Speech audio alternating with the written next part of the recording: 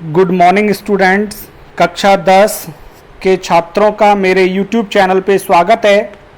आज मैं आपकी बुक गोल्डन रेज का 3rd चैप्टर पॉजिटिव हेल्थ तीसरा पार्ट इसका लेकर आप लोगों के सामने उपस्थित हूँ और आज ये लेसन हम ख़त्म करेंगे।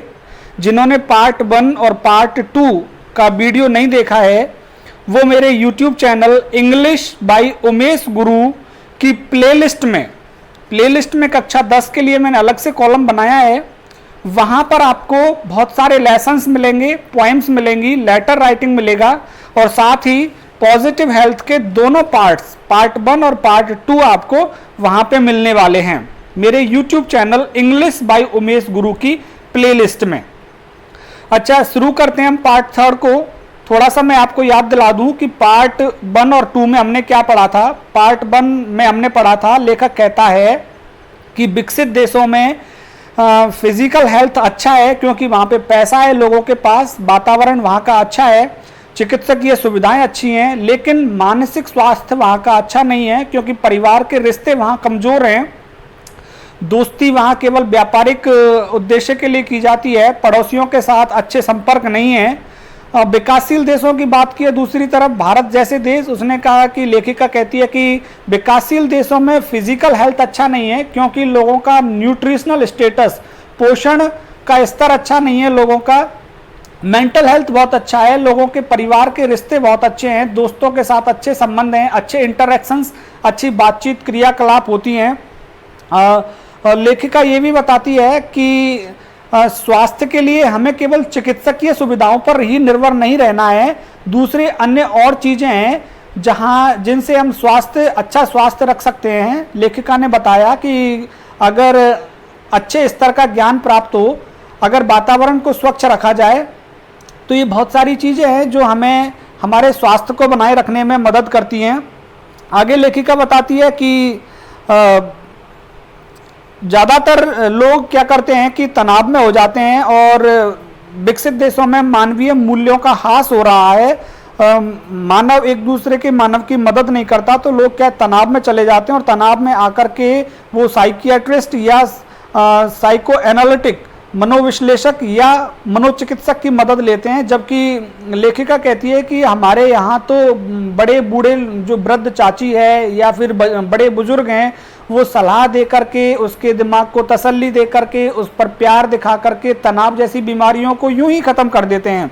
फिर लेखिका ने बताया कि किस तरह से हम आदर्श स्वास्थ्य को प्राप्त कर सकते हैं। तो आदर्श स्वास्थ्य को प्राप्त करने के लिए लेखिका ने कहा है कि हमें समझ होने चाहिए हमारे शरीर को हम कैसे फिट रख सकें। हमारी जो इंस्टिंक्ट हैं, जो सिग्नल आते हैं अंदर से, उन सिग्नल्स का हमें फॉलो करना चाहिए और हमें अधिकांशतः देसी जो हमारे स्वदेशी उपचार के तौर तरीके हैं उनका ज़्यादा उपयोग करना चाहिए और शरीर से जो सिग्नल्स हमको मिलते हैं उन सिग्नल्स को फॉलो करना चाहिए। लेखिका ने उदाहरण दिया कि किस तरह से जानवर, जो मांसाहारी जानवर है वो भी घास खाता है जब उसको दस्त हो जाता है या फिर अपच हो जाता है, और ये जंगल के जानवर भी नमक की पूर्ति अपने शरीर के लिए करते हैं। जब किसी जगह पर चले जाते हैं ज़मीन पर और खारी ज़मीन को चाटते रहते हैं तो नमक की एक निश्चित मात्रा है उसको भी पूरा करते रहते हैं। जबकि मनुष्यों का ईटिंग बिहेवियर बहुत गलत है। माता पिता क्या करते हैं, अति उत्साही माता पिता अपने बच्चों को खिलाते रहते हैं जबकि बच्चे को भूख नहीं लग रही है। उसको ज़्यादा खिला देने से क्या होता है, जो बच्चे के अंदर से जो संकेत आते हैं नहीं खाने के वो धीरे धीरे आना खत्म हो जाते हैं। लेखिका कहती है इंसान या तो बहुत ज़्यादा खाता है या फिर बहुत कम खाता है। जैसे कि आजकल की नव युवतियाँ हैं वो अपने फिगर का ज़्यादा ध्यान रखती हैं और खाने पर कम ध्यान देती हैं, तो वो क्या है, जो सिग्नल्स अंदर से आते हैं मनुष्य के वो सिग्नल्स धीरे धीरे आना बंद हो जाते हैं। यहाँ तक हम लोगों ने पढ़ा था। अभी मैं आज पार्ट 3 आपके साथ शुरू करने वाला हूँ। पार्ट 3 में हम पेज नंबर आपका 34 में यहाँ से एक्सपेक्टेशंस एंड रिस्पॉन्सिबिलिटीज़, उम्मीदें और जिम्मेदारियाँ, यहाँ से मैं स्टार्ट करने वाला हूँ उम्मीदें और जिम्मेदारियों से। आइए बनिए मेरे साथ मेरे YouTube channel English by Umesh गुरु पर, पढ़ते हैं यहाँ से।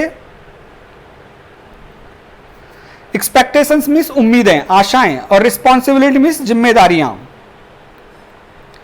Bye instinct most parents love and care for their children. By instincts, अंतर मन की चेतनाओं से, अंतर मन की भावनाओं से मोस्ट पेरेंट्स, अधिकांशतः माता पिता, love and care for their children, अपने बच्चों की देखभाल करते हैं और अपने बच्चों से प्रेम करते हैं। यट, लेकिन, वेरी ऑफन, प्राय, their expectations and ambitions put too much pressure on the children.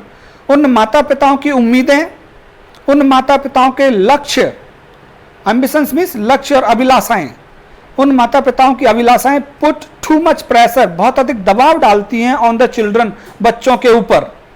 बच्चों के ऊपर माता पिताओं की अभिलाषाएं बहुत दबाव डालती हैं। When children can not reach the level of their parents, जब बच्चा माता पिता की अभिलाषा को पूरा नहीं करता है, जब बच्चा माता पिता की अभिलाषा को पूरा नहीं करता है, दे कैन सफर, तो वो बच्चे पीड़ित होते हैं from tremendous frustration and stress, बहुत अधिक तनाव से और बहुत अधिक कुंठा से वो पीड़ित होते हैं। दिस में लीड टू ड्रग एक्सपेरिमेंटेशन, और इससे बच्चे धकेल दिए जाते हैं किस तरफ? ड्रग एक्सपेरिमेंटेशन, नशे की चीजों की तरफ बच्चे धकेल दिए जाते हैं, अपने आप बच्चे नशे की चीजों की तरफ चले जाते हैं। एक बार फिर से देखते हैं।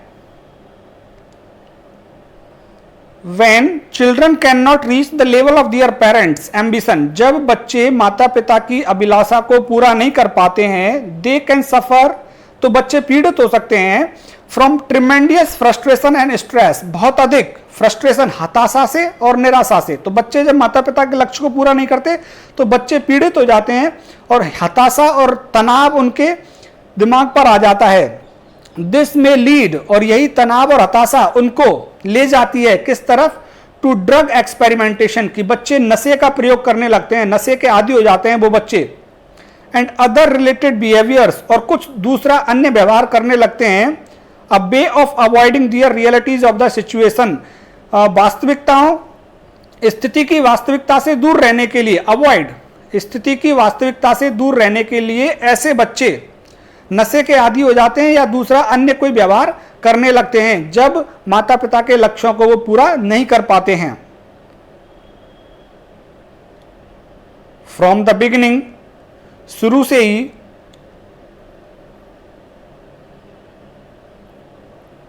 From the beginning children should be allowed, शुरुआत से ही बच्चे को अनुमति मिलनी चाहिए टू डेवलप, बड़े होने की, विकसित होने की, in their own natural happy way, अपने स्वाभाविक तरीके से ही, within the control of parental love, और बच्चे के ऊपर नियंत्रण होना चाहिए माता पिता के प्रेम का, गाइडेंस, मार्गदर्शन का, एंड केयर, और देखभाल का, कि शुरुआत से ही बच्चे का विकास होने देना चाहिए, स्वाभाविक विकास होने देना चाहिए, और उस बच्चे पर नियंत्रण होना चाहिए माता पिता के प्रेम का, माता पिता के मार्गदर्शन का, उनकी देखभाल का, and without to much pressure, और बहुत ज्यादा दबाव नहीं डालना है बच्चे के ऊपर जब बच्चा बड़ा होता है। A change of some conventional parental attitudes may help to prevent many cases of drug dependence and other adolescent problems. A change of some conventional parental attitudes, एक बदलाव माता पिता के, conventional means परंपरागत, माता पिता के परंपरागत एटीट्यूड, दृष्टिकोण में बदलाव में हेल्प, मदद कर सकता है, माता पिता के परंपरागत दृष्टिकोण में बदलाव मदद कर सकता है to prevent many cases of drug dependence, बहुत सारे ऐसे मामलों को रोकने के लिए जहां ड्रग पे डिपेंड हो जाते हैं बच्चे, नशीली दवाओं पे निर्भर हो जाते हैं, एंड अदर एडोलसेंट प्रॉब्लम्स, और दूसरी किशोरावस्था की समस्याओं को भी रोका जा सकता है। तो बच्चों की नशीली दवाओं पर निर्भरता को रोका जा सकता है यदि माता पिता अपने परंपरागत दृष्टिकोण में बदलाव कर लें। माता पिता पहले वाले माता पिता की जैसे नहीं कि बच्चे को पीटें मारें, इस परंपरागत दृष्टिकोण में बदलाव करना है। यदि बच्चा असफल हो जाता है तो मारें, पीटें, खाना ना दें उसको, तो ये है परंपरागत दृष्टिकोण। इसमें यदि बदलाव कर लें माता पिता तो क्या होगा, बच्चे को हम रोक सकते हैं नशे के आदी होने से, और दूसरी अन्य किशोरावस्था की समस्याएं हैं उन समस्याओं का भी समाधान किया जा सकता है यदि माता पिता अपने परंपरागत दृष्टिकोण में बदलाव कर लें तो। वी शुड ऑल्सो अंडरस्टैंड, हमें भी यह समझना चाहिए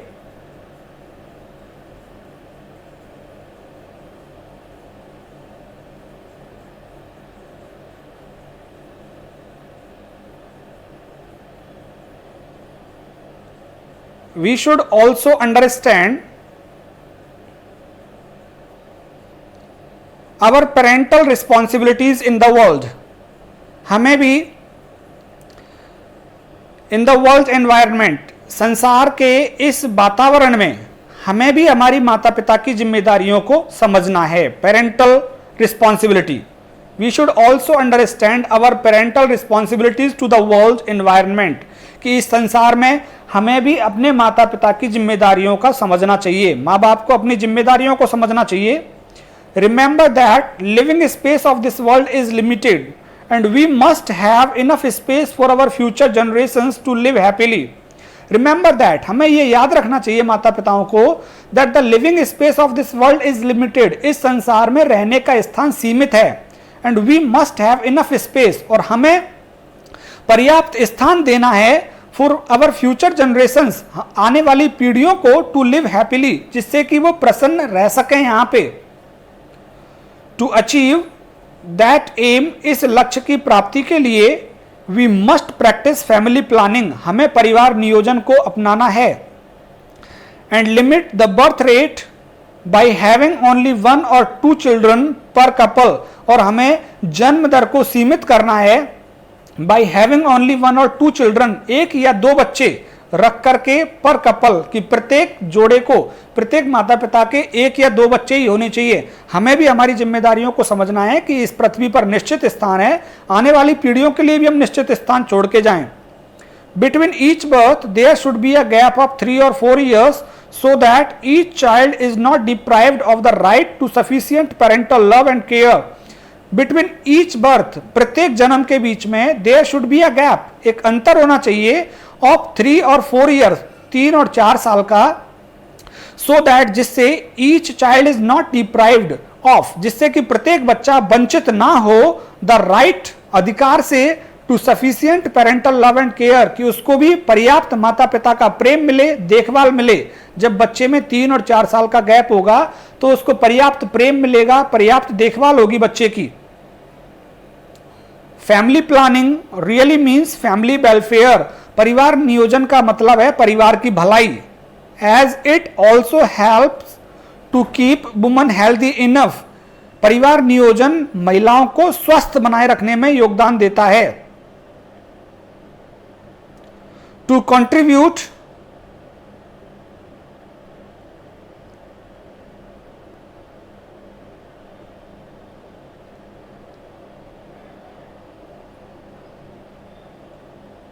family planning really means family welfare, परिवार नियोजन का मतलब परिवार की भलाई है। As it helps to keep women healthy enough, कि महिलाओं को भी ये स्वस्थ रखता है परिवार नियोजन। To contribute to a happy woman, happy home environment, और महिलाएं भी अपना योगदान देती हैं घर के वातावरण को सुखद रखने में, और वो सब किससे होता है? फैमिली प्लानिंग से। A happy healthy mother is a key, एक स्वस्थ और प्रसन्न मां चाबी है, to the welfare of the whole family, पूरे परिवार की भलाई की, पूरे परिवार को अच्छे रखने की चाबी है एक स्वस्थ और प्रसन्न मां। The mind is most important in the maintenance of the positive health, आदर्श स्वास्थ्य को बनाए रखने में हमारा दिमाग बहुत ही महत्वपूर्ण होता है। To develop a healthy mind it is important to learn to relax properly and to develop ways to deal with the day-to-day stress. To develop a healthy mind, एक स्वस्थ दिमाग विकसित करने के लिए it is important, ये महत्वपूर्ण है, to learn to relax properly, कि हम उचित तरीके का आराम करना सीखें, and to develop ways, और उन तरीकों को विकसित करें, to deal with day-to-day stress, जो कि हमारी दिन प्रतिदिन के तनाव को खत्म करने में योगदान दे सकें, उन चीजों को हम सीखें और दिमाग को हम तसल्ली दें, आराम दें। तो फिर हम पॉजिटिव स्टेट को प्राप्त कर पाएंगे, पॉजिटिव हेल्थ को प्राप्त कर पाएंगे, मन को तसल्ली देकर, मन को आराम देकर। Many diseases such as high blood pressure and some heart problems are thought to be related to stress. बहुत सी बीमारियां जैसे कि हाई ब्लड प्रेशर, बीपी, उच्च रक्तचाप, एंड सम हार्ट प्रॉब्लम्स, और कुछ हृदय की समस्याएं, are thought to be related to stress, ये तनाव से संबंधित ही होती हैं ये बीमारियां। So by using relaxation technique, इसलिए आराम की तकनीकों का उपयोग करते हुए you may avoid many health problems, तुम बहुत सारी स्वास्थ्य की समस्याओं को अपने आप से दूर रख सकते हो। तो मस्तिष्क को आराम पहुंचाकर बहुत सारी स्वास्थ्य की समस्याओं को हम अपने आप से दूर कर रख सकते हैं। However, यद्यपि even when we enjoy good health, हम अच्छा स्वास्थ्य का आनंद ले रहे होते हैं, फिर भी डिजीजेज में अकर, फिर भी बीमारियां आई जाती हैं।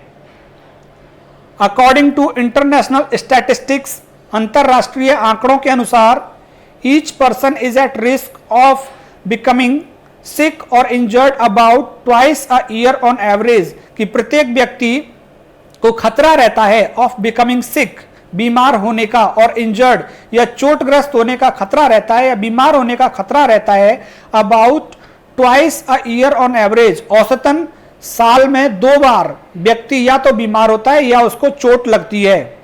It is important to deal with any sickness और injury in a realistic and out panic, ये बहुत महत्वपूर्ण है कि किसी भी बीमारी और किसी भी चोट का सामना हम रियलिस्टिक एंड इंटेलिजेंट वे, वास्तविक और बुद्धिमानी तरीके से करें, विदाउट पैनिक, बिना घबराए हुए। तो प्रत्येक बीमारी और प्रत्येक चोट का सामना हम बुद्धिमत्तापूर्ण तरीके से करें, विदाउट पैनिक, बिना डरे हुए। Knowledge of the body should help you to manage an emergency situation, आपके शरीर का ज्ञान आपकी मदद करेगा to manage an emergency situation, आपातकाल परिस्थिति से निपटने के लिए। Before contacting a doctor for proper medical management, किसी डॉक्टर से संपर्क करने से पहले, कि डॉक्टर से उचित चिकित्सात्मक सलाह लेने से पहले हमें ज्ञान होना चाहिए हमारे शरीर का कि हम आपातकालीन परिस्थिति से कैसे निपटें।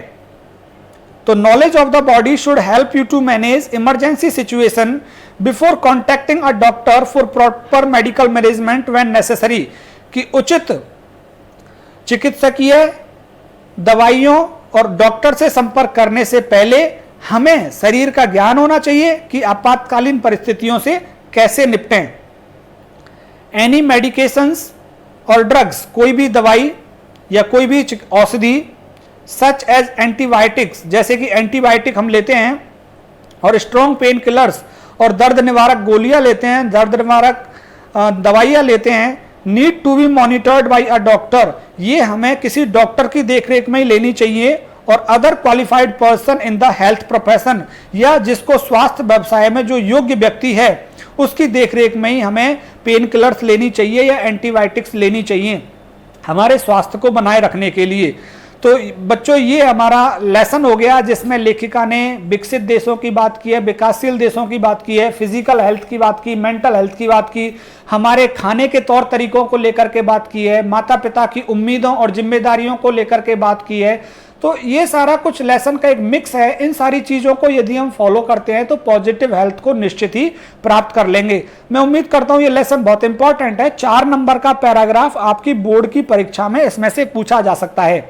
4 नंबर का एक गद्यांश आएगा और उस गद्यांश में से 4 प्रश्न आपको सॉल्व करने पड़ेंगे। ये आपका पॉजिटिव हेल्थ लेसन हो गया है।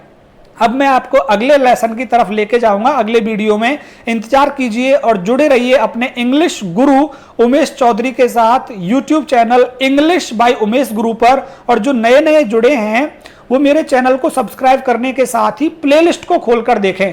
बिना सब्सक्राइब किए हुए आप प्लेलिस्ट को नहीं खोल पाएंगे। बहुत बहुत धन्यवाद आप सभी का। आप मेरे साथ बने रहे, इसी तरह से जुड़े रहिए। बहुत बहुत धन्यवाद।